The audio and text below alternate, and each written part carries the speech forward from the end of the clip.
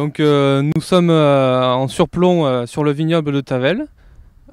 Sur ma droite, vous pouvez voir l'appellation Lirac, le village de Lirac, ainsi que les gorges de l'Ardèche. Derrière moi, le village de Tavel, suivi par le Mont Ventoux. Et sur ma gauche, ce sera la ville d'Avignon avec son fameux Palais des Papes. Donc pour revenir plus en détail sur ce qu'il y a juste derrière moi, le vignoble de Tavel. Donc nous sommes sur un terroir des Lozes qui est caractéristique et emblématique de cette appellation. Ce sont des pierres blanches qui sont réputées pour réfléchir la lumière pendant la journée. Donc on est sur une chaleur constante durant toute la journée, durant toute l'année. Derrière les collines à droite, là vous êtes plutôt sur un terroir des sables. Et derrière les collines à gauche, plutôt sur un terroir de galets roulés. Ensuite, au niveau des appellations, Tavel est juxtaposé avec l'appellation Lirac. Les deux vignobles se touchent sur ce fameux terroir de galets roulés. Centralisé, donc ils voulaient avoir leur vigne autour de chez eux.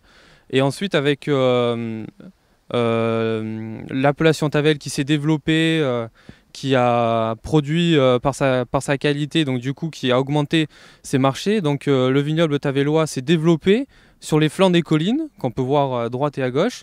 Ça fait qu'on a gagné en minéralité, puisque du coup on est plus proche de la pierre calcaire, et on a gagné en fraîcheur parce qu'on est aussi plus en hauteur.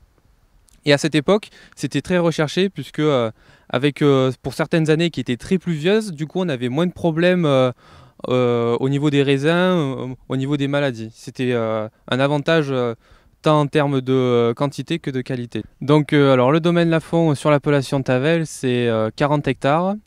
De par ces 40 hectares, nous avons un certain nombre de parcelles, ce qui nous permet d'avoir des parcelles dans les trois différents terroirs de l'appellation Tavel.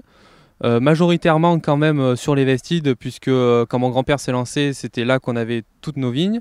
Donc on a complété ça au fil du temps avec un terroir de sable, mais après aussi un terroir de galets roulés, dans lequel on fait une petite cuvée spéciale, 1200 bouteilles. C'est vraiment pour changer de tout au tout et pour surprendre le public de manière générale.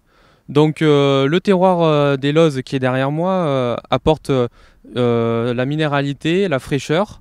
Le terroir des sables qui est un peu plus en retrait sur la droite, quant à lui va apporter les années sèches, va être très qualitatif de par son besoin en eau qui va être inférieur.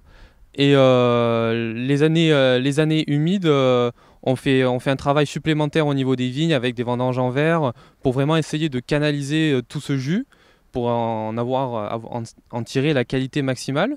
Le terroir des galets roulés, lui, est notre plus qualitatif parce que les galets roulés permettent de réceptionner la chaleur pendant la journée, de l'emmagasiner, et la nuit, ils redistribuent cette chaleur à la vigne, ce qui fait qu'on a une température constante toute l'année sur notre vignoble.